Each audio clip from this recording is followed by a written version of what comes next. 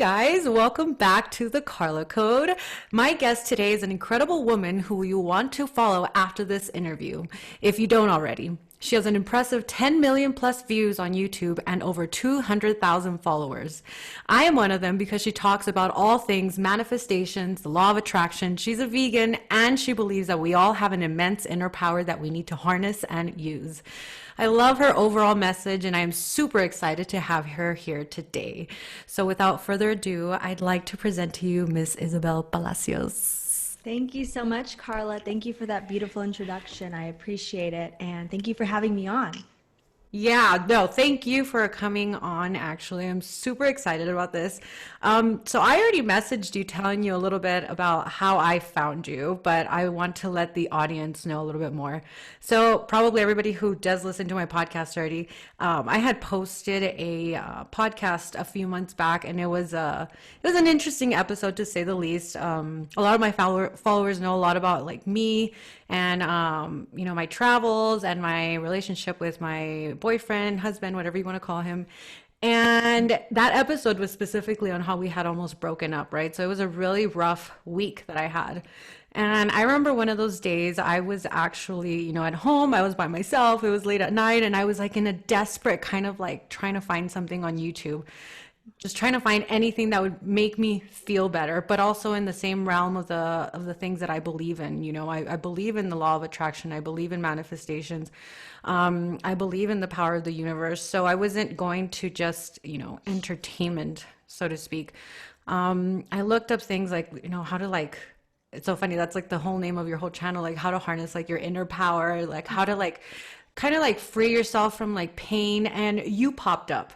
So then I was like, who is this girl? I've never seen her before. So then I saw one of your videos. I got super pumped up. It was like 8 o'clock at night and I was like, yeah, I can do this. Like I can get through this. I can be, I have my womanly power. I can harness this.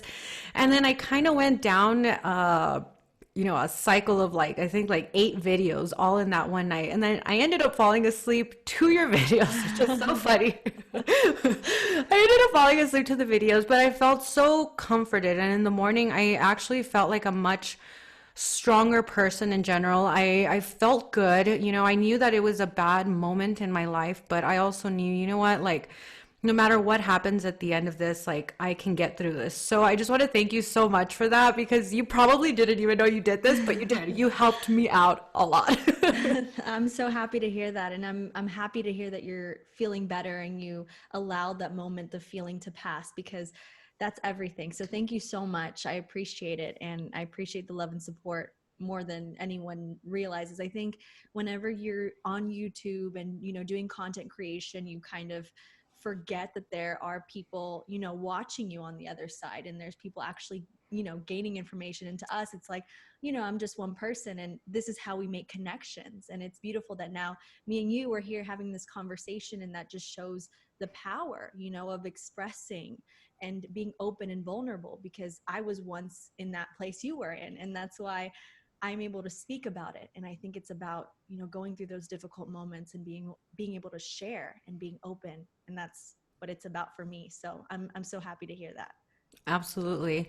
So I went back into your videos a little bit deeper because I was just kind of staying in the region of, the newer videos and whatnot. Mm-hmm. But I wanted to really see like where it was that this kind of all started, because you started off as a beauty channel. You actually used to do, makeup and hair. And then I think I heard in one of your videos, you mentioned the one of how to get over your anxiety and depression, that was like your first one that you really started talking about the things that really interested you. And you mentioned in the other video, well, in that video specifically, about how, you kind of felt like the beauty channel, it wasn't really you, that you weren't really expressing who you really were, that it was just something that was kind of overdone already on YouTube, and you weren't really expressing yourself, and you were just kind of like, well, this is what I really want to talk about. Like, this is what I like to do. This is what I believe in. And that's when you started posting about that. And then that's when your channel started growing. Mm-hmm. So that's super exciting that you finally got to the point where you wanted to express yourself the way you really were and not try to fit in the mold that we all try to fit in to try to, let's say, maybe grow followers, if that was like what you were doing at the moment. Because I know I've been in that position before as well. You know, I got caught up in the whole thing where, oh, I need to be like that like hot Instagram girl and like constantly taking photos, this and that. And then I finally got away from that, and I also started, you know, my podcast, and I started talking about things of this type of the same thing, you know, like how to get over depression, anxiety, and things of that sort. So you're relatively pretty young. I think you're like in your early 20s when you started all of that. You were like 19 or 20, correct?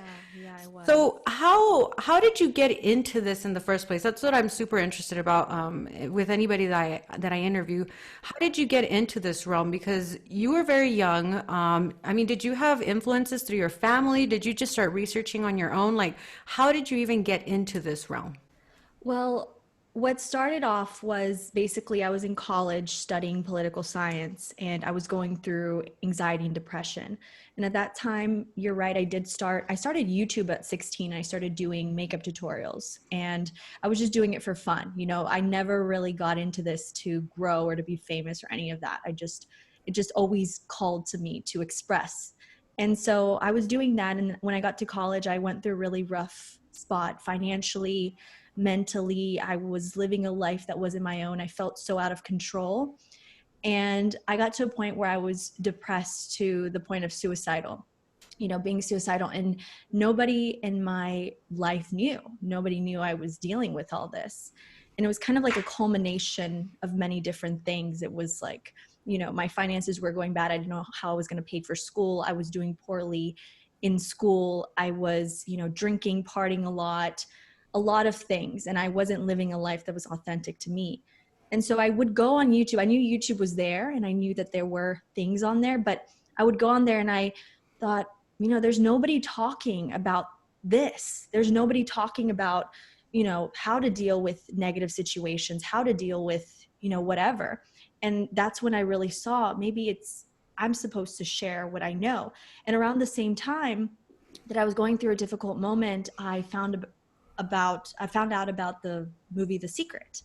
And it's funny because I was on YouTube and I was like, I think it was like I think it was an ASMR video or something that I had found. And somebody was writing about like, oh, have you seen the movie The Secret? And I was like, The Secret, what's that? So I searched it on YouTube and I found it and I watched it. And The Secret is basically the most, you know, basic understanding of the law of attraction. So I had found that in just one of the hardest times of my life. And watching that movie it was like one of those like come to Jesus moments, you know, everything just made sense because I had always felt that I had some kind of power within me because everything I thought about, every time I thought about a person, they would text. And it was kind of like a joke that I had between my sister and I that every time we said something or talked about something, it would show up. And we used to think we were witches, but we never had like a, you know, like a name for it until I watched that movie. And it was like, wait, this is what I've been experiencing. And that movie just inspired me so much to, you know, to realize how much power I had within myself. So I read the book itself, you know, by Rhonda Byrne, and that kind of opened up a lot of things. And that video that you said that you found about me talking about anxiety and all that, I talked about The Secret.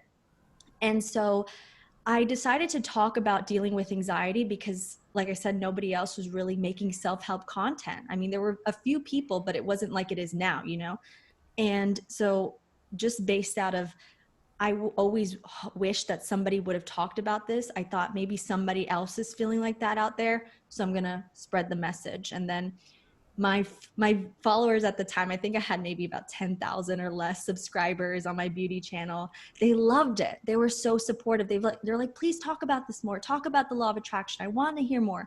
So that's how it started. And luckily my viewers at the time were so sweet. A lot of them I still keep in contact with, and they're so supportive in my transition, but it was just natural for me. And I love doing beauty. I love makeup still. I think it's a beautiful part of expression, but I realized that I guess my purpose was something else. And I'm so happy to see that there's on social media such a push now for spirituality and, you know, talking about the law of attraction, all these incredible creators and women like yourself, you know, who are breaking out of that mold and creating, being more authentic, and it's okay to be, feminine, and, love the way you look and express yourself in that way, but also realizing we're a spiritual being. And that's kind of the medium I want to, forge in my own content. That's amazing. No, you definitely, um, you're everything that I love to follow, you know.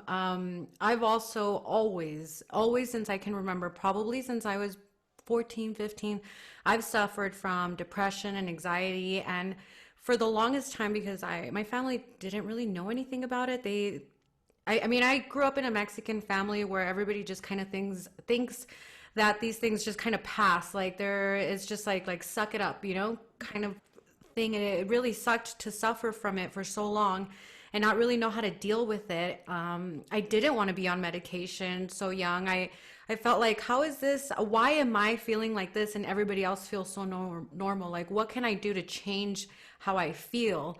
And then when I was about 21, my dad actually committed suicide. So that was a really big thing in our family because all of a sudden everyone's like, oh shit, like this whole mental health thing is real. Like everybody, we all need to like open our eyes. This is like a for real thing. So ever since then, I kind of was, you know, just trying to figure myself out. I also did the same things that you were doing. You know, I started doing a lot of like partying and just trying to get out of my body in a way. I also was suicidal, probably many times, and not many people knew it around me either. But I think in the past maybe 3 years is when I really started to focus and to truly try to find a way to cure myself without having to go through the path of you know, having to take medicine. And because I have done the whole, you know, antidepressant thing, but that it just turned me into a completely different person. I wasn't even myself anymore, and I thought, okay, no, there needs to be a different way. I recently stopped binge drinking. I stopped doing that maybe like October or so. So I just do my thing that I call my one drink rule. So I'll go out to dinner, I have one drink, and then that's it. Because Same. you do, Yeah. yeah. Yeah, I stopped doing it because I realized that a lot of the bad things that were happening in my life were caused by drinking. Also, my dad was an alcoholic. Like all of these clues that were going on in my life, and I just never realized how to fix them. So yeah, I mean, you're definitely doing a lot of the same things that I'm doing, which is why I'm super interested in everything that you're doing as well.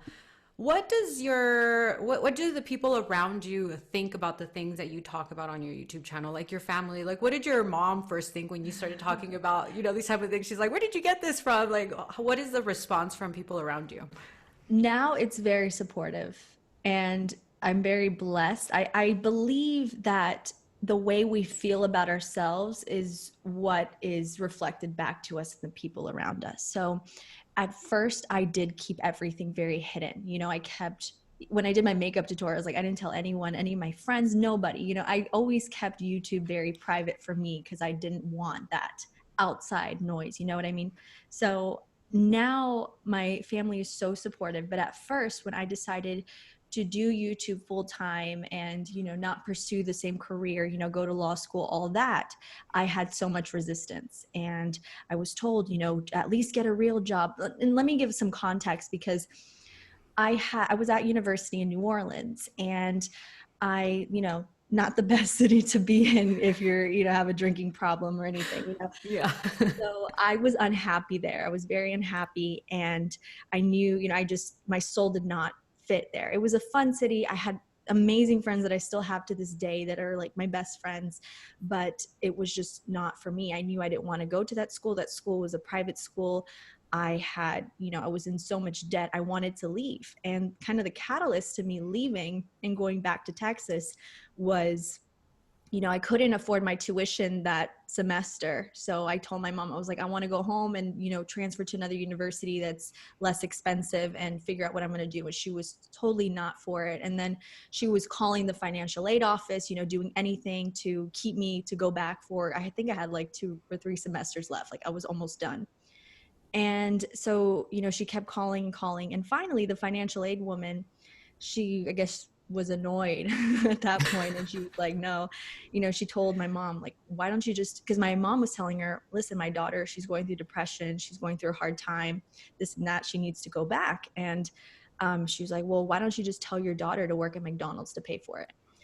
And when, yeah. And Oh my God. that moment, yeah, at that moment, I was feeling like crap. I was like giving up on everything, but that just lit a fire within me to just prove this woman wrong, to prove all these people wrong. Like, I don't need a degree from your institution to be successful. And that was kind of like, okay, we're gonna make this work somehow.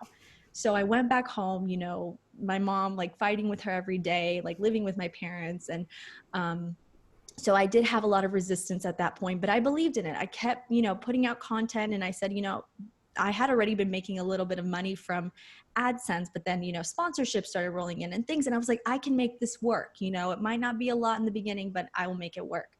So I was very positive, using the law of attraction. I kept pushing forward, kept doing it. I enjoyed it.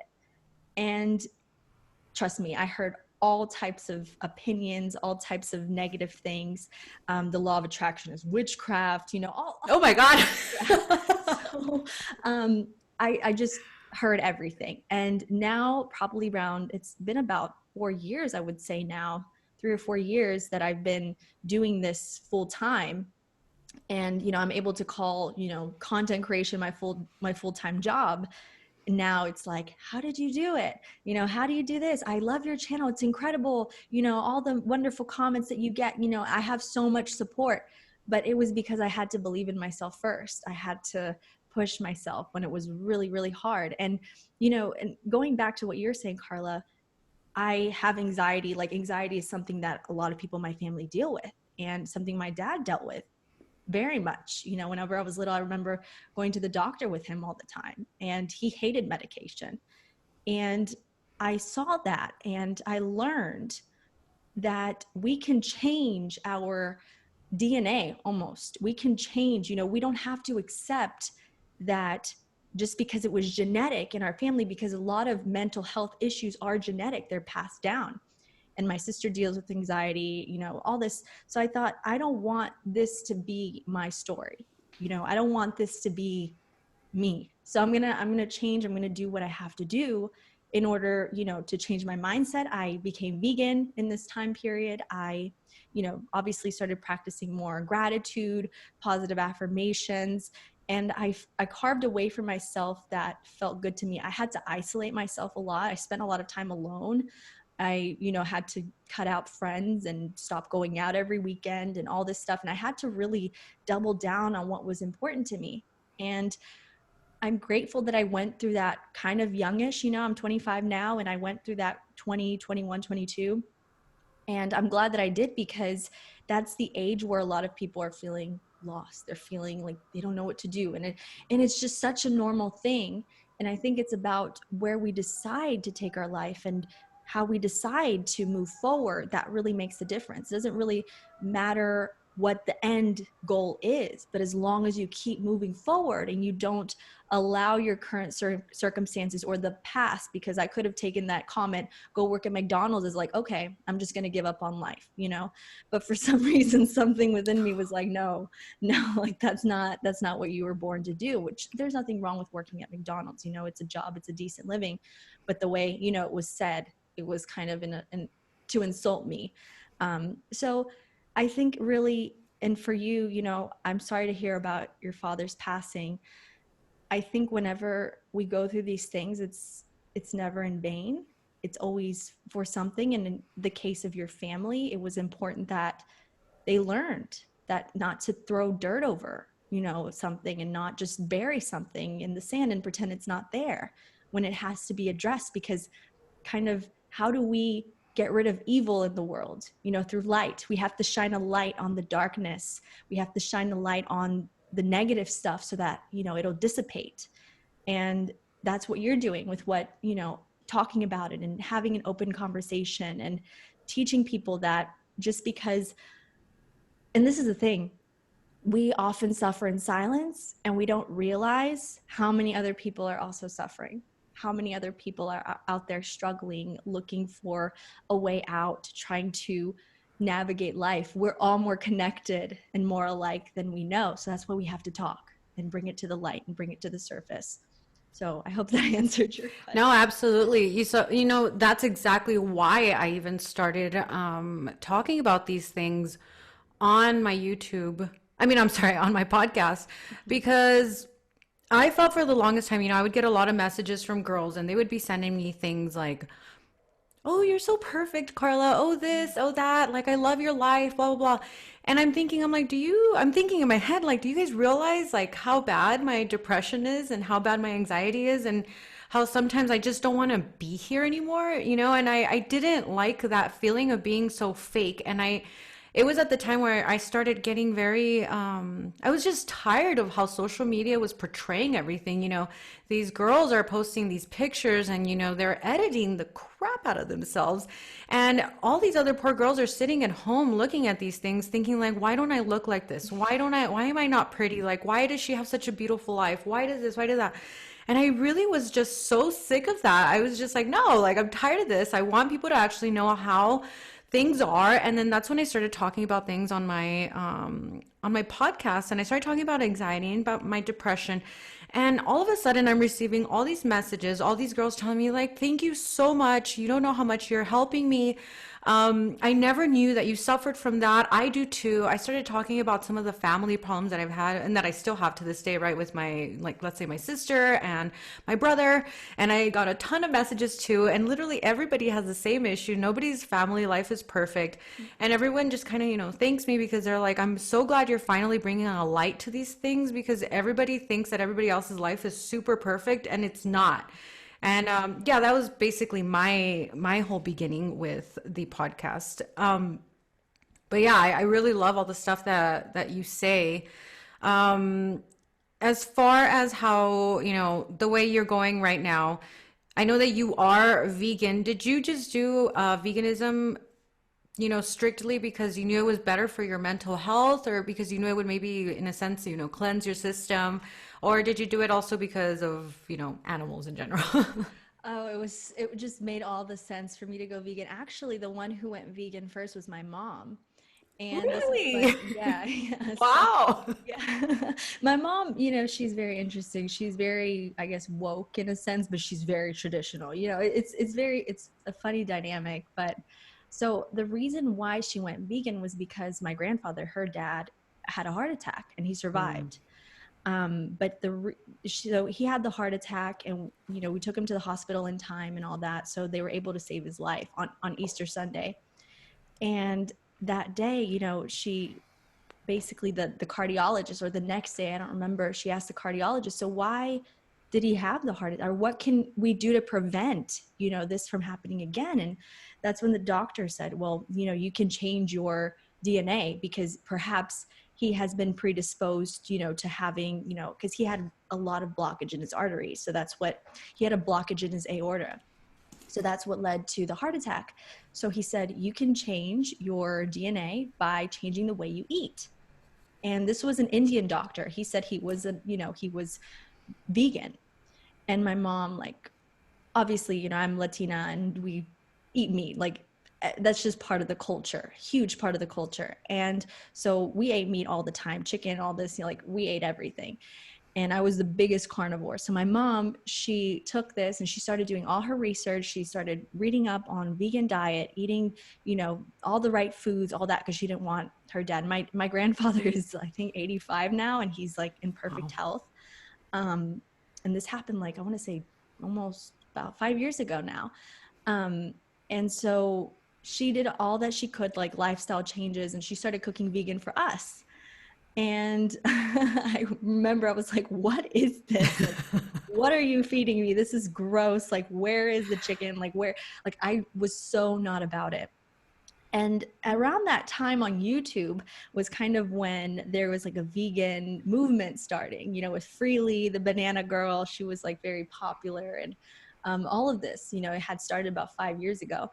and the raw till four movement. I don't know if you're familiar with that, but Mm-mm. it's basically like you eat raw all day until four, until dinner, basically. So it was like high carb, low fat. Like that was how it all started. And I started to see all this, and they were talking about the animals. And I was a huge animal lover all my life. And they were talking about, like, does it make sense that you eat animals and, you are an animal lover and this and that. So I started to watch all of that and doing my own research. And around the time was when I was having my spiritual awakening too. And it just all made sense. It all fell in line. And I went vegetarian first until one time I had cheese pizza on campus and it made me really, really sick. So then I was like, I'm cutting out cheese. Like, it just makes sense. So it was like, at first it was a lot of resistance, but, I've been vegan for about 5 years.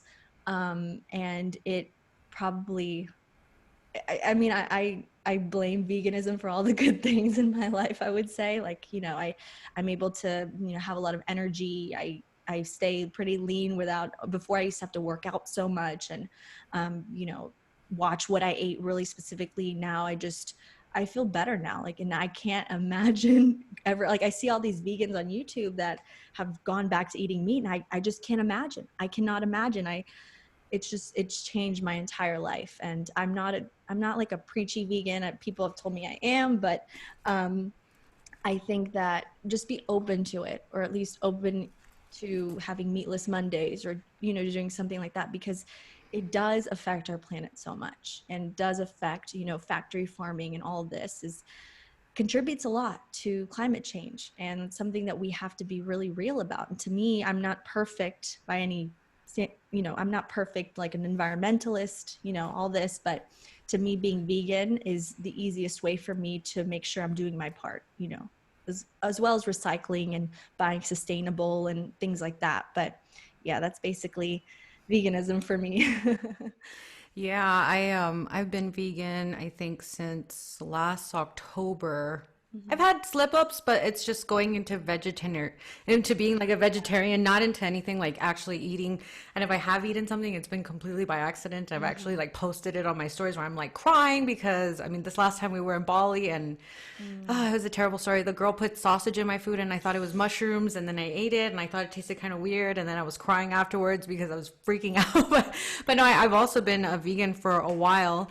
Vegetarian, I had started back in like 2012. I was trying it because I loved animals so much, you know. Mhm. And then I was that for like 3 years and then I had a friend who would just constantly eat meat, and somehow I got lured back in, and then it was just kind of an on and off for a long time too. And then finally, when me and my boyfriend got together like 3 years ago, we moved out of the country and we moved to Mexico, and then that's when for some reason I was just like I felt like I could be my more of myself, like my true person was actually coming out. So I felt the kindness coming out of me. And I told him, you know what, I'm not gonna eat meat anymore. I'm because of this, this, and that. And at first he was kind of like, okay, that's weird. He didn't think much of it. We got kind of drunk one time and we were on the beach in Puerto Vallarta. Like he had eaten like a some kind of fish taco after I had already talked to him about, how much animals suffer and how we're killing them needlessly. Mhm. And yeah, I walked away from him really pissed off on the and then he was just like, "What's going on?" And then the next day, he's just like, "Hey, so why were you so pissed at me?" I'm like, "How could you eat fish after everything that I've told you? Like, what kind of person are you?" And then after that, he stopped eating fish. And then maybe a year after, I became vegan, and then I was showing him all of these videos. I sent it to him, and he finally, I guess, had the courage to watch them. And Mhm. he was completely freaked out. He's like, I can't even believe this stuff is going on. I can't believe that I'm consuming this. So he stopped as well. And then he and I have been vegan since then. But then a few months back, he went back into being a vegetarian because he started having a lot of like issues. He started getting a lot of like, um, just foggy brain, and he was doing the B12. He was trying to do everything correctly, but it just wasn't working out the way that he wanted it to. So he started he's just a vegetarian now. But Mhm. I mean, yeah, it's also kind of the same things for me. I'm super happy that your grandpa's doctor actually talk to you guys about this, because I feel that in medicine today they don't ever, really talk about those type of things. Nobody really goes into telling like their patients that being a vegetarian or vegan is the best way to go. But you, Mhm. luckily, your doctor was vegan, so he told you about that. Yeah, I think, and I think it's because he was from India, because in India, vegetarianism is a norm, because it's a religious custom. So that's why I think he was more like that, or it could just be maybe he felt bad for my mom, so he's like, "Hey, listen, do this."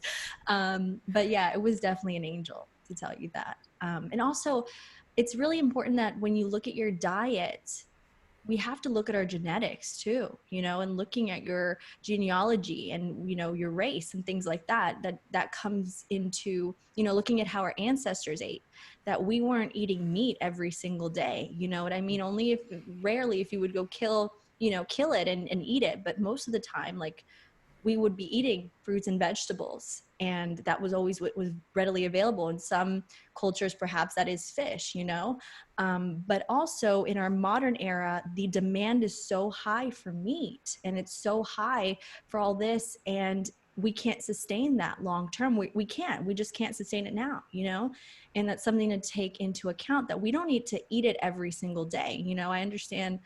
I'm very understanding the people, because I used to travel to Cuba a lot, and red meat over there is against the law to eat. You can't kill a cow. If you kill a Hmm. cow, yeah, if you kill a cow, you get basically 30 years to life in prison. Oh, I didn't Yeah. know that. Yeah, it's a communist country, so they have, basically, Fidel Castro. He had created this. I think it was something to do with, eating red meat was like too American. I don't know what the deal was with that, but yeah, that was a rule that they had put in years ago, and so people over there, red meat is like, it's just not eaten among the regular people. It's just not found, and so they eat a lot of pork. They eat a lot of, meat to them is everything. So whenever I would go visit down there, they would think I was crazy because I didn't want meat and I would just eat rice and beans. They thought I was insane. They're like, "You literally live in a country where you can eat anything you want and you don't?" Like, and that would really make me think, I have to be more understanding towards people and their culture when it comes to eating, because that's such a personal thing. But also, living, when you're blessed to live in a country where they have everything, we still have the freedom of choice to not eat certain things and not contribute to certain, because eating meat in Cuba is different than it is here in America, where it's just factory farms and factory farms. And that's the thing we have to realize, is where we're putting our money towards. And the inhumane, just, it's a lot. And I kind of resonate with, your boyfriend, and how he was like afraid to watch this, because for a long time I was covering my eyes, and I knew things were going on in the slaughterhouses, but I never got myself to watch any of those videos, because I knew that if I did, I would feel so bad, and I loved meat so much.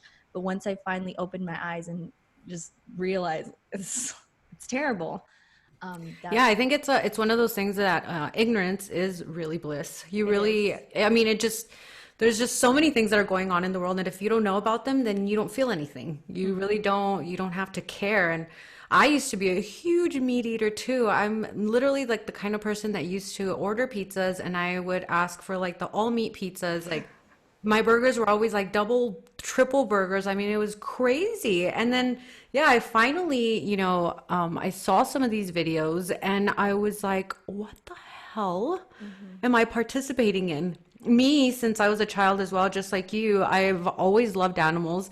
I mean, I would literally see anything, even a fly inside the house, and instead of wanting to kill it, I would go get a cup and I would catch it and I would let it go outside. My mom's like, "What are you doing?" And I'm like, "Mom," Yeah. I'm like, "He's alive." So then finally, when I, opened my eyes and I saw what was going on in the food industry, that's when I also, it was a wake up call completely. Mhm. No, It's not really natural the way food is obtained now, and that's one thing, is I guess through my spiritual awakening, I realized how every animal, every being, from the, to the trees, everything has a spirit, everything has an energy to it. And I believe, animals a lot of people, like especially Christians, they'll argue, well, God gave us, the animals to eat and this and that. And I don't argue with them, but I also think like, then why did God make them so beautiful? And why did, make them with eyes that look like ours, and that's something like you see your dog, or a cat, and you see that a cow has the exact same, face. Like to me, I don't see a difference between them. So that's something we have to really be cognizant of, is just how everything has energy. And to me, fruits and vegetables, they all have this energy of just life. It's, you're eating life versus eating death. And I think that's what really helped me make the connection, was like, I'm trying to change my mindset. I want to be high vibration. I want to make sure that I'm doing everything I can, especially with my mental health. And I realize that what I'm eating is affecting my mental health, and not even going to all the hormones and all the antibiotics that's in a lot of meat. And it affects us. It can contribute to all types of illnesses in the body. And that's something that we also have to, be aware of. And it's not like, oh, cutting out the fun or anything of life. It's actually prolonging your life and giving you better quality of life. And nowadays, like when I first started being vegan, it was so hard. But Mhm. now they have all these substitutes, these great foods, these selections, even here in Texas. Of course, like you said, sometimes they sneak cheese into it. Sometimes they're like, oh, this was fried in pork fat. I'm like, Oh, why are you doing, like it doesn't make sense. But so you do have to be extra careful. But at the same time, we live in such a modern world now where you can go to any restaurant and you can find a vegan option, you can find a vegetarian option and modify it. And that's what I think is the most important thing, is realizing that actually as you become vegan, it's kind of like your palate opens up, your food choices change, you try a lot of different things, and it's more exciting and it's more fun. So I think if you're a beginner in veganism and you've been thinking about it, you've been afraid, just have fun with eating and trying new recipes and following accounts on Instagram. Like there's these awesome, I think there's one called Nom Yourself, Nom Yourself. And she posts like non-vegan recipes, but she makes them vegan, like Chick-fil-A sandwiches and all these things. And it's like, we don't really have to kill animals to have a good meal. I think that's the bottom line. yeah, my first thing when because I've never been somebody who cooks a lot of food, but then when I became a vegan, I realized, oh, I need to come up with some stuff by myself, because the whole time that we did begin being vegan, we were living in either Mexico or we were living in Buenos Aires. So, I mean, you're talking about like the biggest like meat countries like on the planet, and it was so difficult for me. So I started having to get like really creative. And the thing that I just realized that, a lot of people ask me because I post my recipes, and I think I get the most messages when I do that, when I post the things that I make at home. I mean, my inbox gets flooded and everyone's like, how did you make that? Put more, post more of these, please. And I tell everybody, I'm like, what I really did is just, it's the spices. Like you can literally make anything, and as long as you have good spices, and like for me it's salsa because I love salsa. I'm like, as long as you have good spices and salsa, like you can make anything taste like anything. Like you don't need meat, you don't There need you all this go. stuff, you don't need cheese. You can make your own cheese, out of almonds and out of cashews. Like trust me.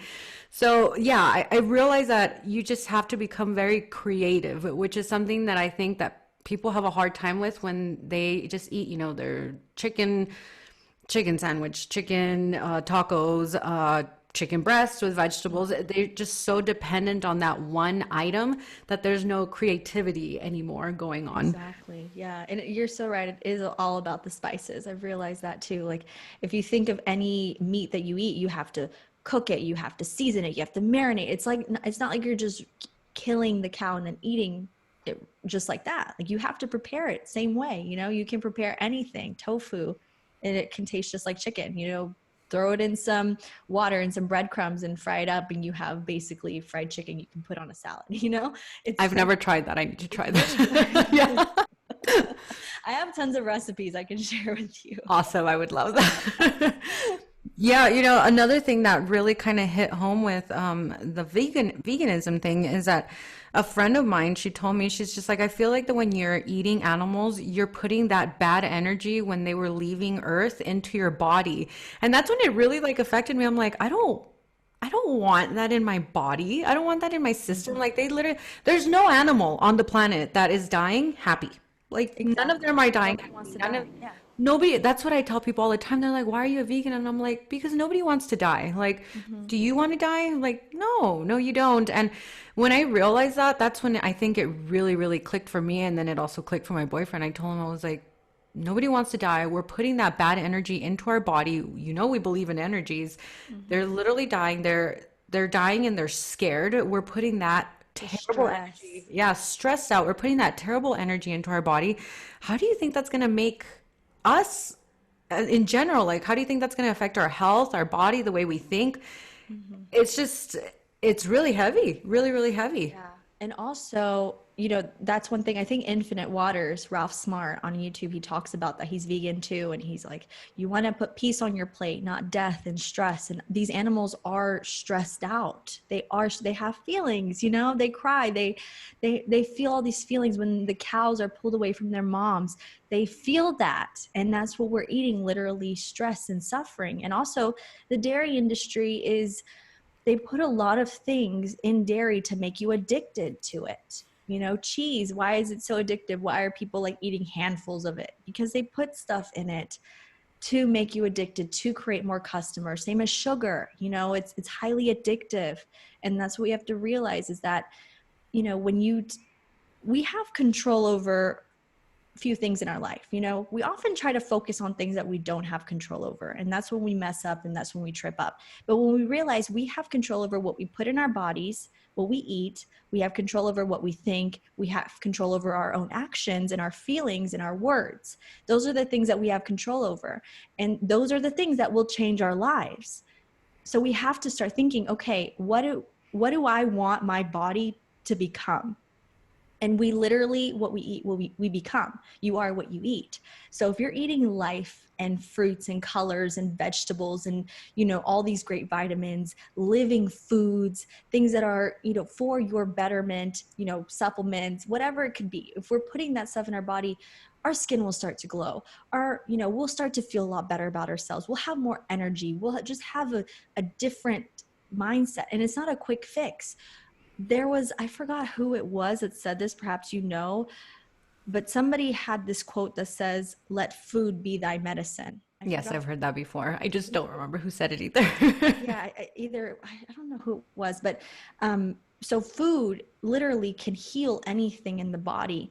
And I believe that a big reason why I got over my anxiety and why I don't experience it to this day is because I changed my diet and I started to be more conscious instead of just eating on autopilot or doing anything on autopilot. We're so accustomed, like, oh, I'm hungry. Let's go get this, let's go to Chick-fil-A. Let's go to, do all these things. And we're not actually sitting down and being conscious of what we're putting in our body. And just as you would not be, watching bad things on the news that are causing you stress, you have to think of food in the same way. Is it going to give me stress or is it going to give me peace? Is it going to give me energy? To love yourself is to fuel yourself in the right way. And we really don't, I'm not against, taking medication or drugs or any of those things to help, with any ailments. But we also have to realize that we have a lot more power than we think over our bodies. And that food is a great way, changing your diet, you're going to see, even just cutting out meat a little bit, cutting out cheese a little bit, making small adjustments and see how you feel. That's how we beget bigger changes in our life and just overall with our lifestyle. Awesome. Okay, there's a few things that you said, and I want to really touch up on those things. So, Mm-hmm. one thing you just said is just like how news causes stress. That's how food is as well. So I'm a huge believer in this. We don't watch any type of news in our house because we believe that, our headspace is very sacred and you can't just let anything random come in. You need to be the kind of person who's like at the door of your mind and you only let the things that you want inside of your mind and in your body in. So yeah, it's a thing that my boyfriend taught me a long time ago. He told me about that and I didn't understand it at first. And then now, as time has gone on, I completely understand. Anytime that I go to the gym, they'll have, TVs on and they'll have the news on. And I'm like, how can people be watching this all day long? It's so stressful. It brings panic. It makes you feel, it gives you anxiety, exactly like you said, anxiety. So when did you realize that, that you had to kind of like cut off the news and not let things that were stressful into your life, into your already, stressed out mind? Yeah, so I, grew up watching the news, watching politics. My dad has always been very heavily into politics. Now he's kind of slowed down a bit on it, but growing up, I was always with my dad. And ever since I was 5 years old, he's reading me like political books, and I was always watching, CNN, C-SPAN. That's where my love of politics came from. I was always around it. And so, it always seemed normal to me, and I always felt like I had to be on top of everything. And I was a debater in high school, so I really had to have a very good knowledge of current events. But it was whenever I was going through a tough time and I would realize, I found out I was an empath. Like, I would feel people's energy. I would, whatever the person around me was acting like, I would absorb it. I would feel it. If somebody was sad, I would like get choked up. Like, I could feel everything. And so I guess I became very highly sensitive to things around me. And then that's when I realized, everything was just so negative, and I didn't know if I was attracting it or whatever. But now I've done research, and a lot of this is coming out now. The news is specifically made to control you. And how does it control you? The easiest way to control people is through fear and through anger. They want to instill fear in you, and they want to instill anger in you so that you'll be easily controlled, and you'll be always, on edge, looking to see what the next development was, what, this politician did, what the president did, what, what's going on around the world. And we're told, yeah, you need to be informed, you need to be informed. But it's not just about being informed, but also the sources behind that information. Why, who is running this media company? Who are, where is this money going towards? And when we do our research behind, the big news corporations, they're not the best people. They're just not. They hide a lot of stuff. They choose what they put out there. And that's the thing, is that I believe in the collective consciousness. The whole planet right now, we are all connected, we're all interwoven, and we're all feeling the same feelings. And the thing is, right now, our collective consciousness is really low because there's a lot of things going on in the world, a lot of bad things, especially with the environment. There's a lot of things going on in politics, and it's meant to divide and control. And I mean, we could go into conspiracies all day, I'm not going to dive into that. But the thing is, if you want to live a happy life and the life that you were born to live, we're not here to suffer. We're not here to live in fear. I truly believe that. We have to decide, okay, what am I going to put my focus on? The news isn't really talking about positive things. Mm-mm. There's not a positive news source, because I bet you there's 10, 100 times more good things going on right now in this moment than there are bad things. But we're hyper focused on the bad because that's what they're broadcasting. Something that I learned as well is that the music that we listen to, kind of like the popular music now, the pop and all that that's on the radio, it's actually at a lower frequency, or actually it's at a faster frequency than music in the past. So it's meant to elicit like, that feeling of like anxiety. Like that's just the frequency it's at. We should be listening to music at a frequency of 432 hertz, which is a lot slower. It's a lot more, it creates more time in the moment, because when we're sped up, we're constantly living in the future and living in fear of the future, always expecting, something bad to happen. So that's why for me, I don't watch the news. I will go online and maybe, scroll a little bit on a few news sites, but that's it. I don't, turn on CNN or Fox, MSNBC, any of those. I don't like them. First of all, they're really biased, and I don't subscribe to that anymore. Sometimes I'll watch it to laugh at what they're saying, but I try not to take life too seriously. And the way I do that is by disconnecting from all of that. Why do you think so many people now do deal with depression and anxiety, and why it's like at an all-time high, especially, and this is what's so scary, Carla, is like the young people, these young kids like 12, 13, 14, dealing with depression, dealing with anxiety. And I remember when I was that age, that wasn't like, maybe people didn't talk about it, or maybe, but I didn't feel that there was just such a general sadness in the world. I didn't feel such a general like heaviness in the world. And now I feel it a lot and I see it a lot. And with the people I talk to every day, everyone is basically saying the same thing. So that makes me realize we either subscribe to that, we either fall in line with that, or we push out of it and we decide, okay, let's actually decide to be happy, because being sad and being angry and being upset is not getting us anywhere. And that's what that's why I just don't listen to any of that. Yeah. So you just mentioned, the frequency of music and how we should be listening to music at a lower frequency. So I listen to a lot of channels on YouTube for meditation, kind of music at certain frequencies, but I don't know too much about it. Can you tell me a little bit more about what kind of frequencies we should be listening to? And I didn't really realize that about how you just said that the music from today, it's just at a quicker frequency. So it makes everybody kind of like anxious. Like, Mm-hmm. what's going on with that? That's super interesting.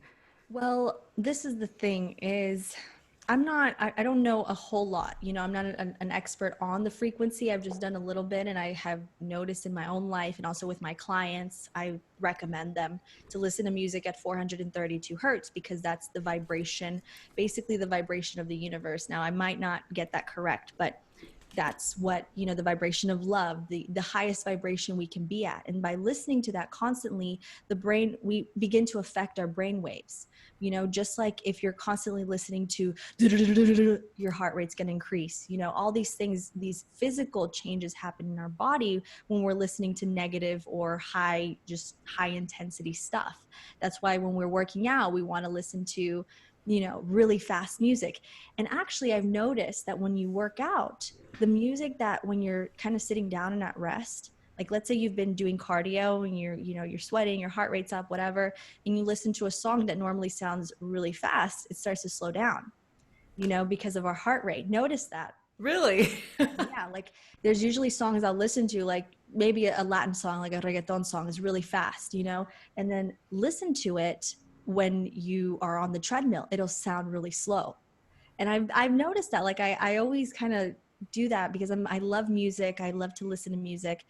But what's important is that you do your research on, what different kinds of, just doing your own research, figuring out, when I'm listening to this sad music or I'm listening to this, how does it make me feel? It's going to make you sad. It's going to make you, and something that I also learned was not just the frequency of the music, but also the lyrics, what it's talking about. A lot of rap music, even a lot of pop music is about like, Percocets and all this Xanax and all Percocets. these Yeah. things, all these prescription drugs. And it's just so prevalent now that, we're normalizing it and we think that, that's the way to go. And so it's important. One of my friends, she's also a YouTuber, her name is Lior. You probably know Lior. She doesn't listen to any kind of like modern music. She listens to like very loving music, like indie music, like stuff like that. Me personally, I listen to a lot of older music, music from the 50s, 60s, 70s. Even from the 90s, I feel like it has a better vibe to it, like, happier feeling to it. And I just don't like modern music. I do like some of it. Like I'm a huge Lana Del Rey fan, even though she's not, Yeah. she talks about drugs and sadness and all that. But I allow myself to listen to modern music, but also I'm very aware, and I found that music at the frequency of 432 hertz. I listened to this Mozart track on YouTube, and it's basically Mozart's music set at 432, and it's just the most relaxing, beautiful thing. And every time like I would have an anxiety attack, I'd go back to that. I'd always listen to it and it instantly calmed me, it soothed me, and it kind of quieted all the stuff going on in my head, thinking about all these things going wrong and all this instant, I don't know, like perhaps, that's actually a good topic. Maybe I can make a video about that on frequency of music, because I haven't done a lot of research on it. I've just noticed the changes in my own life, which is interesting. You probably listen to like guided meditations at certain frequencies, right? Yeah, I do. No, but it's just funny how you just mentioned it. I think you mentioned in one of your videos that you have a whole playlist of music that you recommend, and I did see the one for Mozart, and I actually did save it. I'm like, okay, I'm gonna listen to this later. But for me, how you just mentioned 90s music, there's this song that I realized that picks me up and makes me so happy, and it's hilarious because now every time that I'm cranky, Luke, my boyfriend, he will put it on full blast, and I just literally I'm just like, oh my god, he's so annoying. I can't believe he just did this. Like, I was so cranky, I was so in my space where I wanted to be like mad. And it's A Beautiful Life by Ace of Base. Oh my gosh, I love Ace of Base. Yes. Oh my goodness. Yeah, I love. They make me so happy. And then also What Is Love by Hathaway. I mean, Uh-huh. those songs pick me up in 2 seconds. I Yeah. get so happy. And it really is a powerful thing because I think people don't understand yeah, in general, the power of music and how Mhm. it can affect you. Like you said, all the modern music, all the rap music, I never ever listened to any of it. I'm more of like a techno kind of trance kind of person. Mhm. And then also, my boyfriend's huge into ambiance. So every morning we'll wake up and he'll turn on something in the morning that will be nice that day. Maybe like reggae. He'll turn it on very lightly in the house. So then we start doing our things in the morning with reggae. And then later on in the afternoon, we kind of want to have a little bit more of a chilled out vibe. So he'll put on like a playlist from the Four Seasons in Bogota, for instance. And like we'll have that on. So he's huge into that. And I never realized the power of music until he actually also showed me as well. But yeah, the rap music, the only time we listen to it, there's this little restaurant that we go to across our gym, and they have incredible food, incredible vegan food. So we eat it all the time, but they have this huge TV on and it's playing nothing but rap videos Oh for God. like hours. And we're just watching all these girls on their butts and like they're Yeah. talking about drugs and they're saying all these Drugs and terrible money. things. Yeah, drugs and Yeah. money. And we're just like, maybe we need to go to another restaurant. Like, I know the food's really good, but I don't know if this is like where we should be at right now. It's hilarious. Um, Yeah, okay, definitely. so I wanted to know something about you because currently we're super obsessed with our morning routines. Like I am obsessed with it. I'm also obsessed with my food and the things that I'm putting in my body because I do want to live a long, healthy life. So yeah, like I said, I stopped the drinking. I had a little bit of a smoking problem where I would smoke cigarettes, when I was drinking. Mm. So when I stopped the drinking, I stopped the smoking, which is amazing. But now I started getting into intermittent fasting. So now we're doing the 18-hour thing. We stop eating at 8 o'clock at night. We start eating every day at 12.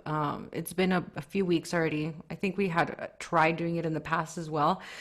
But totally used to it. I feel great. I feel very like sharp, very cognizant. Like everything feels fantastic. In the mornings, I am obsessed now with my meditations. I am obsessed with, I do what I call my self mirror talk, where I talk positively to myself and I tell myself nice things. And at first, it was really weird because it's just weird telling yourself, like, hey, you're really nice and hey, you're really beautiful. But there's just certain things that I do every single morning now, and it's helped me tremendously. I just wanted to know, I know I think you've done a few videos on your morning routine, but I want my audience to also know a little bit more about that. What is it that you are obsessed with that you won't go a day without? What do you do in your mornings? Gratitude, always. Doesn't matter where I wake up or how much time I have before I have to start my day, I make sure that I at least say three things I'm grateful for right off the bat, right when I wake up. Because it's so easy for us when we wake up to just stumble into the day and just, oh God, like I'm awake, like, and it's such a blessing to be awake. It's such a blessing to wake up, in the morning. And we have to start our day off with what we're grateful for, even if being grateful just for your bed and the fact that it's you're not living on the street, I think is a really big reason to be Yeah. grateful. So definitely gratitude. I also make sure not to get on my phone right off the bat, not scroll through social media. I think that's like what you were saying at the beginning. It's so easy for us to get on and start judging ourselves through these images, these curated images online. And meanwhile, we're like sitting in bed, like in our pajamas, no makeup, like, ugh, and then we're like, oh, wow, they're like in Bali. And I'm just like here, Yeah. I'm just here. Yeah. And it's like, no, like the people you're seeing on social media have bad days and like boring days too. You know, it's no, it's just life. But yeah, so I try not to get on social media right off the bat. And also I make sure I spend time alone, like not talking, just, you know, either meditation or just being, you know, just kind of sitting with myself for a while, because I do talk to people all day, every day, and I deal with clients and, you know, what they're going through. So I have to make sure that I'm in the best shape that I can be mentally. And I'm a person that, you know, I'm kind of like a introvert. I mean, I don't like to label myself anything, but I am a person that thrives being alone. Like I have to have alone time. And usually for me, that is in the mornings because no one's bothering me, you know, nobody's, you know, and I have like family and friends and people always, you know, need something from me. So it's like I have to make sure I spend time alone. And I think with morning routines, I think I do have a morning routine video that I kind of walk step by step on things that you can do, but every morning for me looks kind of different. I do make sure also to move my body somehow, to do stretches or do something to kind of get out of your mind, especially if you feel like maybe you're going to have a busy day and by the end of the day you can't make it to the gym. At least do, you know, some crunches or some push-ups or something for about 15 minutes until you start your day. And it's really good to kind of do that. Also, make your bed every morning. That's something that a lot of us struggle with, but it's kind of like you have like a small little win right at the beginning and you just are able to, you know, when you go to sleep, you're like, oh, thank goodness, like I was responsible, you know. I don't like going to sleep like with my bed all crazy. It just I can't relax, you know. So it's just those little things, those little habits every day. And I think morning routines, they don't have to be perfect, you know, perfect YouTube looking morning routines, but they have to just be easy for you. They have to be simple, something that you can just stand up and look forward to. I think it's important to create something you can look forward to. Yeah, I look forward to my morning routine every single day. I actually get a little bit bothered when because we have to walk our dog every morning, right?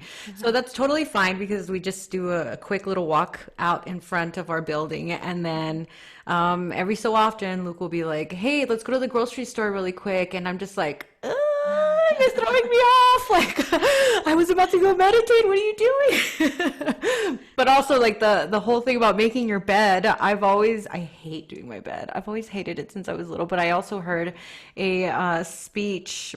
It was like a Harvard graduation speech, and somebody said the exact same thing. They're like, "Do your bed. Just please make your bed. Like it'll make your day so much better." So every so often I'll do it, but it's one of those things that it really takes a lot out of me. I don't know Yeah. why. And you know, even like making those like innocuous tasks, even like brushing your teeth or taking a shower, you know, saying positive affirmations or listening to positive affirmations while you do these things makes them like you're killing, you know, makes you feel more productive. And also it kind of makes you be like, oh, I'm doing something good for myself, you know, I think it's so important, especially nowadays in this modern era, everything's so fast paced, to actually stop and do something for yourself, you know, not to impress other people, not for anything else other than for you. And I think that really makes a difference in just starting your day. Yeah, totally. So you mentioned earlier that you finally got rid of almost 100% your anxiety.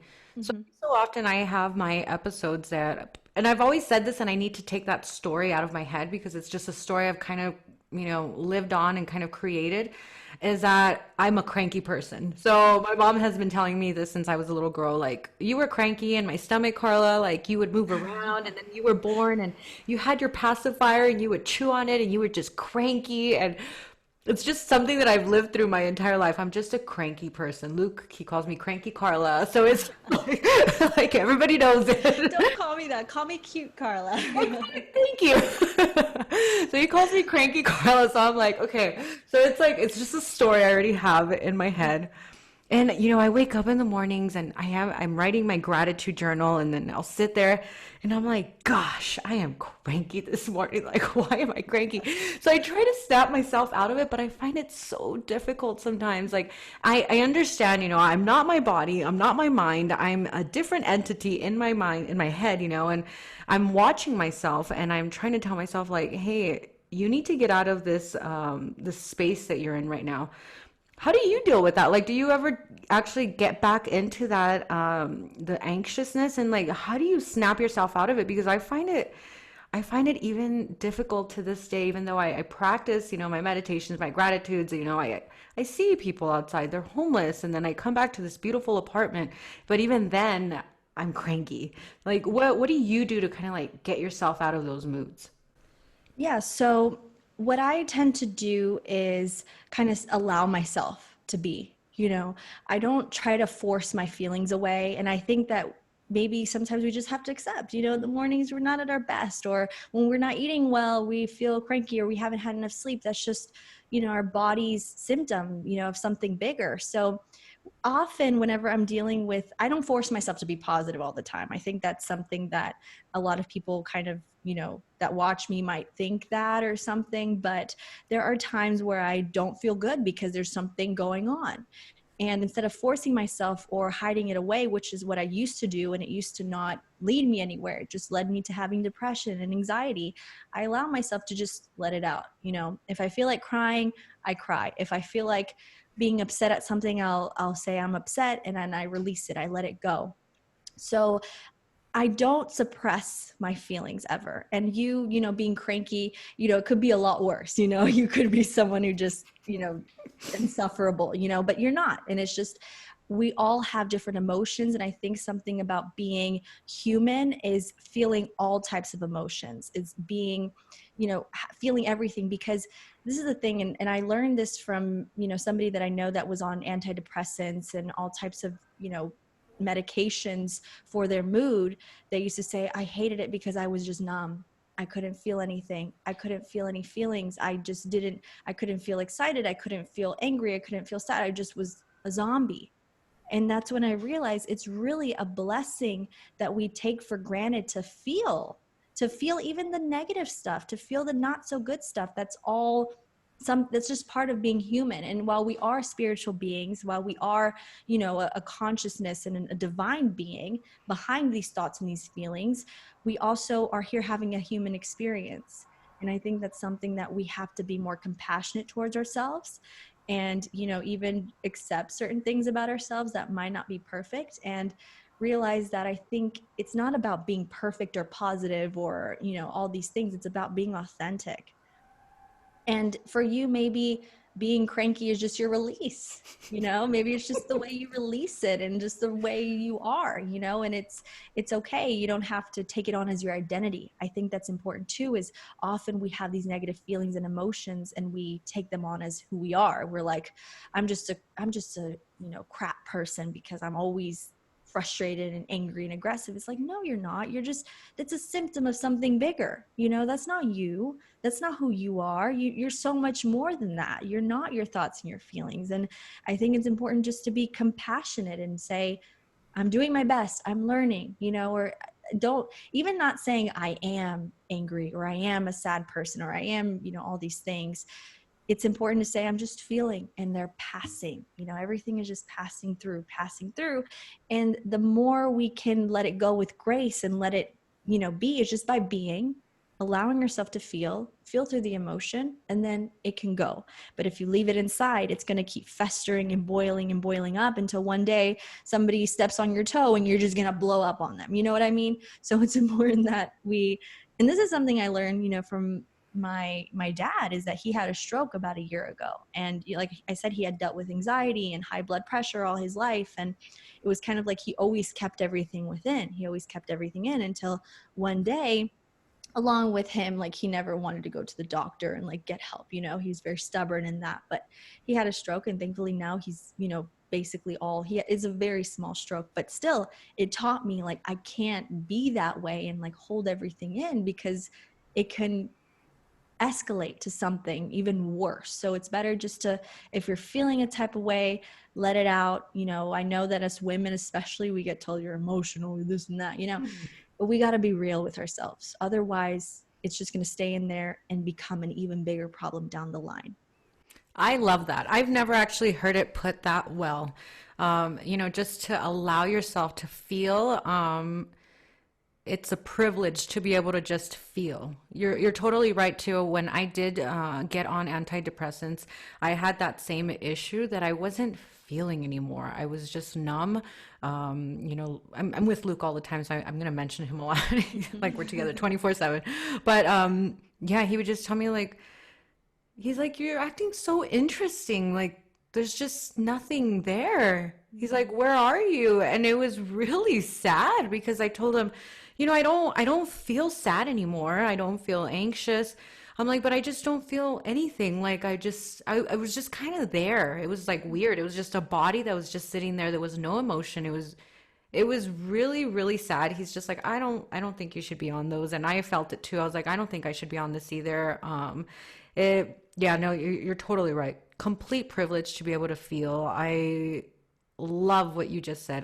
You mentioned to me earlier also that you also stopped drinking. Tell me a little bit about that.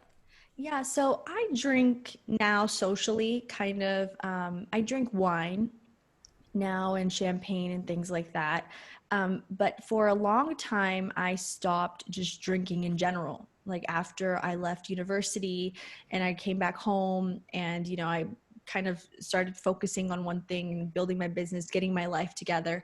I did cut all that out. I even cut out like going out on weekends, partying, all of that. Like I just focused in on myself. And I know like for some people that would be kind of extreme, but for me, that's what I needed because I was so far off the other end.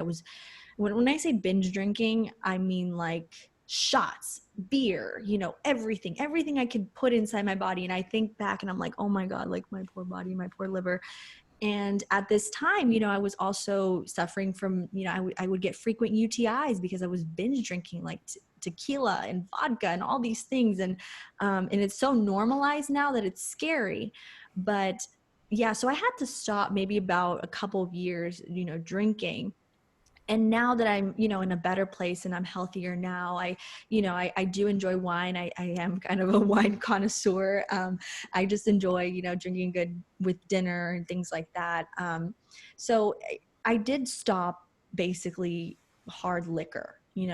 I don't go out every weekend. I'm very much a homebody now. Like I did change a lot, but then when I realized like I had healed and I'm also not a very addictive personality. I think that's a huge blessing I have. I think once I drink once, I'm like, ugh, I'm done with it. If I drink one night, like maybe 2 glasses of wine, the next morning I'm feeling it. Like I can't, drink again. So I had to learn my body, and I also see alcohol.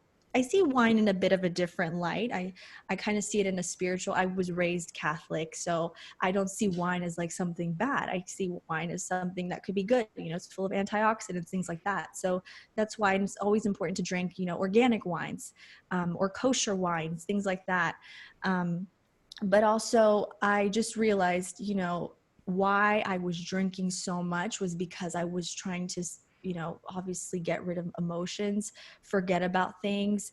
I realized that, if I went through a breakup or if I went through a really bad thing, my first go-to response was, okay, let's go out and drink. Let's go out and party. Like let's forget about this. We're not going to deal with this. And now I allow myself to feel the emotions. If I'm not happy, I'm not going to go and like drink it away.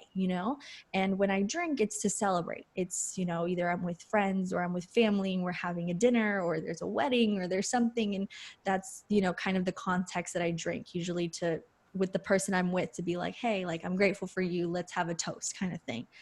So for me, it's kind of more like a ceremonial reason why I drink. And there's like, it's not just to pass the time or it's happy hour or everyone else is out drinking, so I'm going to go too. Like, no, I'm just not like that. I also drink on the plane, on the airplane, because I love flying. That's kind of my dad.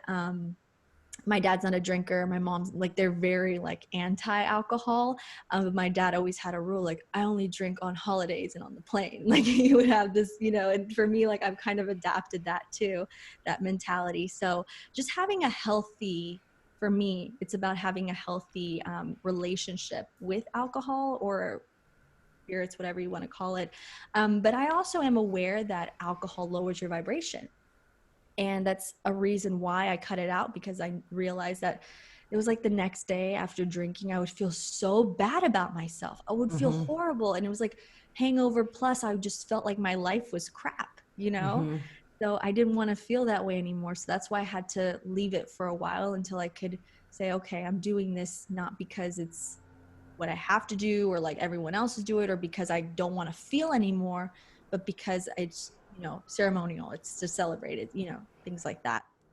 Yeah, that's the exact reason why I stopped as well, because I was noticing that every time that we would go out and we would drink, um, I would get very depressed for a few days afterwards, and I would feel like I was useless. I felt Mhm. like I was worthless. I felt like, what am I doing with my life? Mhm. I would get really, really, really bad. And I would tell Luke about that. I'm like, I don't think drinking's for me. And I feel like I've been secretly telling myself this for many, many years. I've been telling myself, I think since, since my dad passed away, I don't think alcohol is good for me. I don't think alcohol is good for the people in our family. Mhm. I see Luke, will go out and the next day he's back to work and he's back to doing his stuff. He's at the gym. He's like on fire. And I'm laying in bed all day and I'm feeling so sorry about myself. I feel terrible. I'm throwing up and I was just like, why am I doing this to myself? It's only, I'm going out and I'm having a good time. Most of the time, it would be like, it would turn into a blackout and I would smoke a ton of cigarettes. I'm like, I'm getting home the next day. I mean, I'm getting home that night and then the next day it's just shot. And then I'm feeling like crap for about 3 days afterwards. And then by the time I start feeling a little bit better, it's maybe like Tuesday after the Saturday. Tuesday, I'm starting to feel back to normal. And then all of a sudden, Friday's just around the corner and then it happens all over again. So my whole like half of the week was just completely shot because of drinking. So yeah, totally can relate to why you stopped as well. I also read up a little bit on how alcohol does lower your frequency. So that's another Mhm. reason why I stopped. I said, I don't want to, I want to limit the negativity in my life as much as possible. And at first it was a little bit of an adjustment because, some friends started kind of going away and I stopped seeing certain people because they liked party Carla. They liked going out with me and drinking with me. And I had to kind of accept that. And it was a little bit difficult. But now I think it's like the best decision I've ever made. I'm also a whiner person. I love wine. So I'll go to dinner, I'll have my one glass of wine. I love it. I enjoy it. I enjoy the one glass, Mhm. because it tastes so delicious. I'm not out, the way I used to be as well. Friends are just handing me a bunch of shots of tequila. We're just binge drinking on vodka. I feel like I have a totally different relationship with alcohol now, and I really love that we're talking about this because I feel like a lot of people have a very bad relationship with alcohol. And hopefully, this will encourage anybody out there that is having trouble with it and maybe wants to put it aside a little bit, that it is okay. We can all stop drinking. We don't have to be binge drinking all the time. And we don't have to get drunk. That's the thing is that we feel like to have a good time, we have to get drunk. And actually, it's not. It's just about, enjoying the company that you're with. You won't remember anything, you won't remember if you black out, you're not going to remember. And also for me, Carla, I had a lot of bad episodes with alcohol. Like bad stuff would happen, living in New Orleans, like some really tough things happened to me because of alcohol. And that's what made me really stop. And it was, I think that's one thing, like not only do you like lose credit cards and lose money and like, all these things, like my health was at risk. I remember I had to go to the hospital because I had this really bad UTI. And that from there on, I realized my body literally cannot take hard liquor. It cannot. And every time like I would wake up the next morning, I would have back pain, kidney pain. And I Mm. realized like the last thing I want is to be on dialysis, to be, you know, that I do not want to lose a kidney.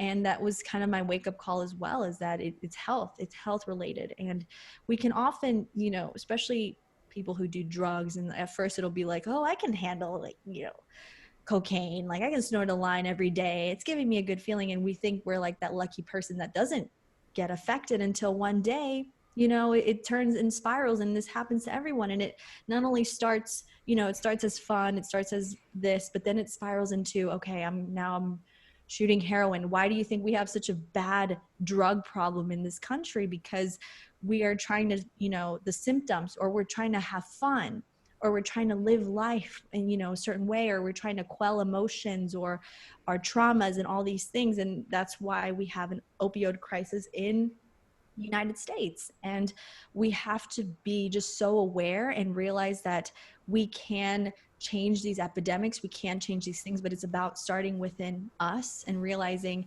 yeah, of course, everyone else is doing it and everyone else is doing it, especially when you're young, but that's not what's going to help you in the long run.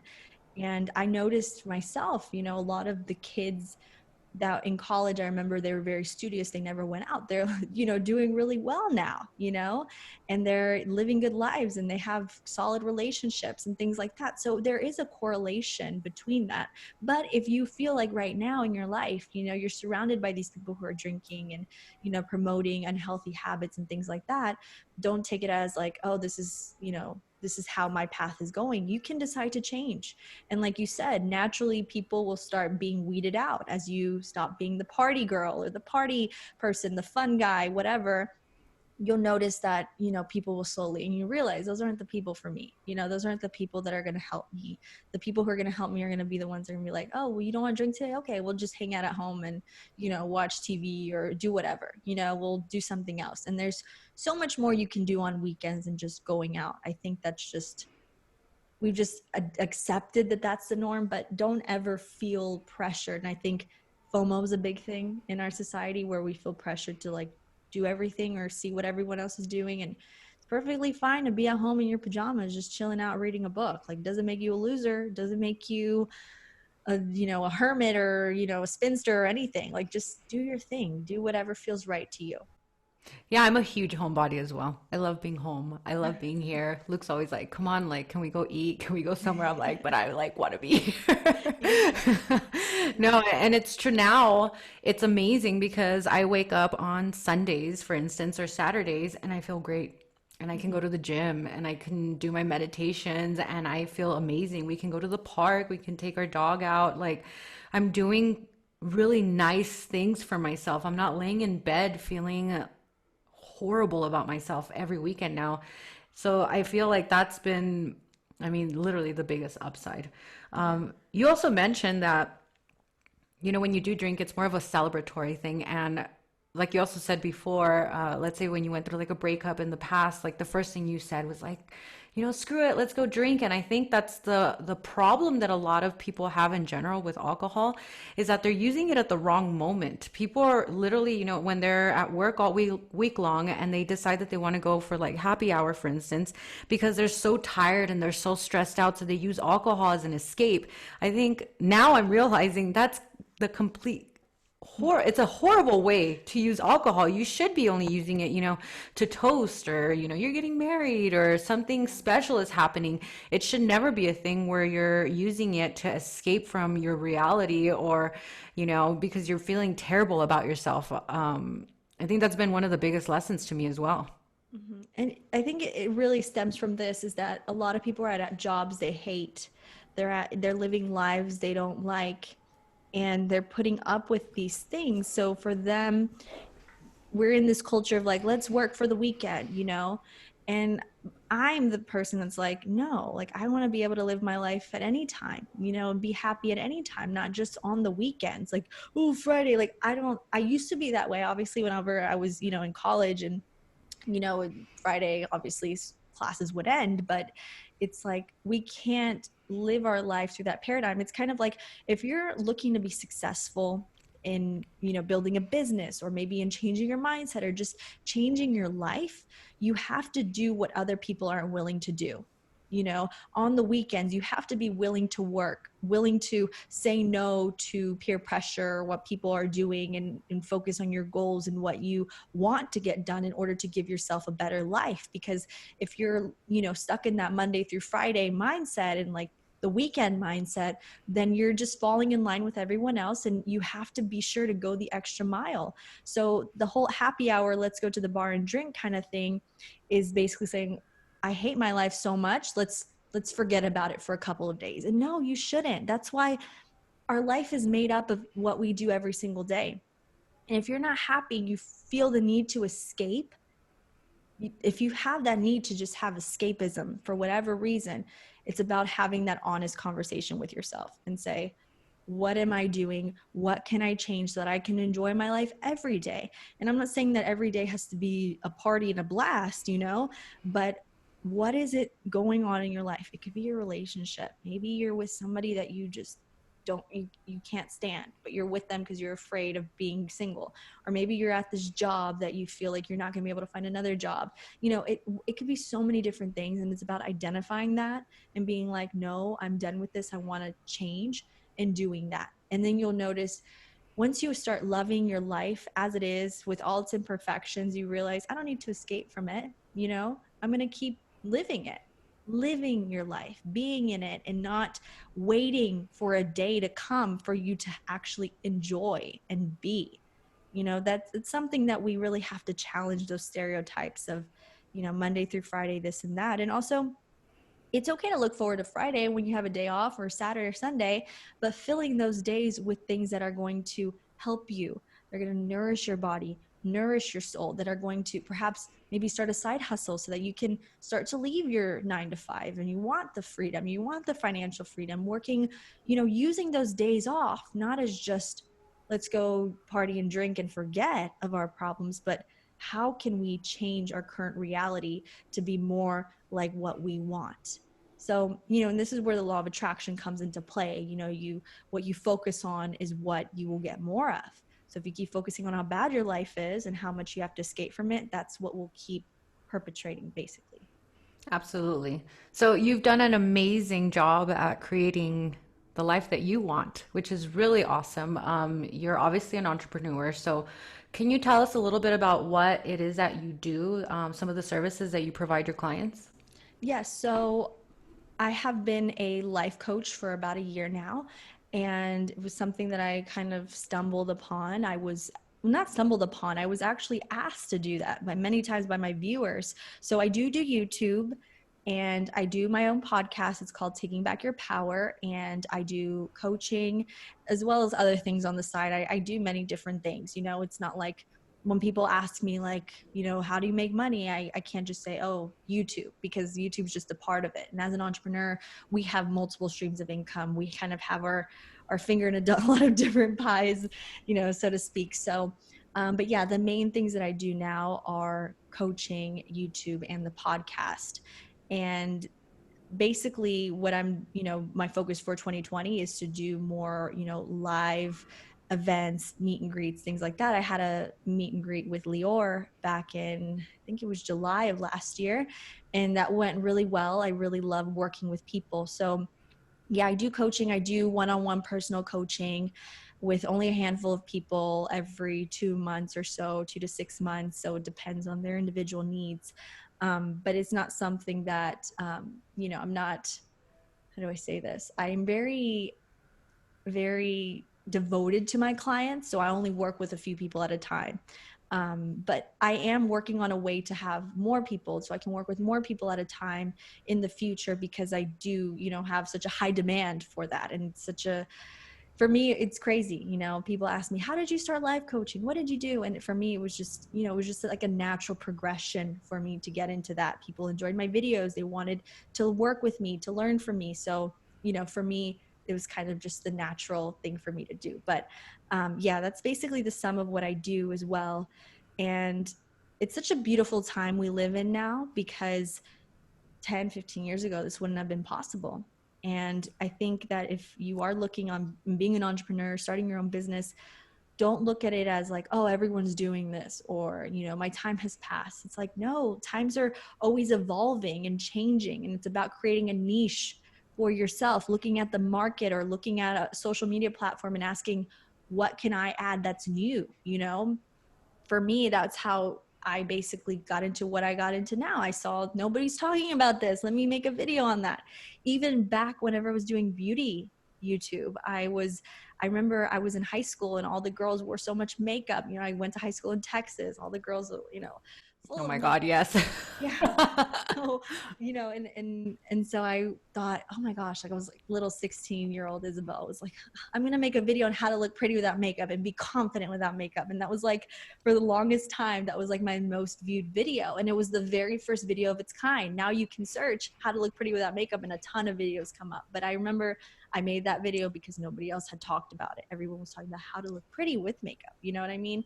So it was always kind of there. And I think it's really important to just follow what you're good at, follow your passion, follow what your heart carries you to do. And that's when the universe opens up so many opportunities. And that's always been the theme of my life. If you haven't noticed, I'm kind of like, okay, I'm going to do what I want to do now, guys. Like, I'm tired of listening to, parents and everybody telling me what I should do. And following your intuition and your gut, it takes a lot of courage. It's scary as heck. You might get into a lot of fights. You might feel like the whole world is against you, like you're on your own, but it's worth it. And it's also worth it to be grateful for your talents, the things that you're good at. Because for me, like I was always the shy girl in school, but I was really good at public speaking. I was in debate, I was in theater, I enjoyed being in front of people and presenting and speaking. And that was like, I didn't know what I was going to do with that, but I loved that. And now it's part of what I do. And that's why we have to be true to ourselves and not look around at what everyone else is doing. If I would have done that, I would probably be a lawyer, an accountant now, or a doctor, something like that. But that wasn't who I am. And I've been very blessed. I would say that I'm very blessed that I could do this and that this is a possibility, where I can be creative and, present and do all these things and not like people always tell me get into television, get into, be a reporter or do all these things. And I was like, I don't want to, because then I have to like talk about what other people want me to talk about. I have to relay a message that other people have for me.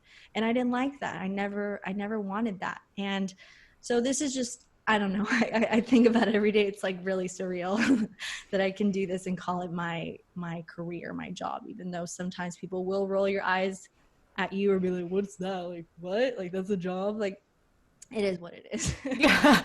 No, you're literally goals for so many people. You're Thank you. definitely what I want to become. I would love to be able to sustain myself off of my podcasting and my social media. I'm lucky enough that I don't have to worry about any other type of work. So right now, this is my focus. Like this is Good. what I get to like spend my time on, and it's something that I love doing. Sometimes, my mom will tell me like, you should move back to Texas and get a job, and I'm like, but I don't want to do that. Like that wouldn't make my soul happy. I think it would just end up sending me into a depression again. I'm very happy with what I'm doing. Like I told you before, I have my episodes every so often with my crankiness and whatnot. But yeah, I'm trying to. You're definitely a goal. Like what you're doing Thank is you. goals completely. So I'm very, very happy for you that you were able to accomplish that. In some of your videos, you say that you need to write in your journal every day, like if things were actually already what you want them to be. So I've been Yes. practicing that a lot lately. I'm literally just writing out, I'm so happy that I'm this, and I'm happy that I'm that, and I'm happy that I'm accomplishing this.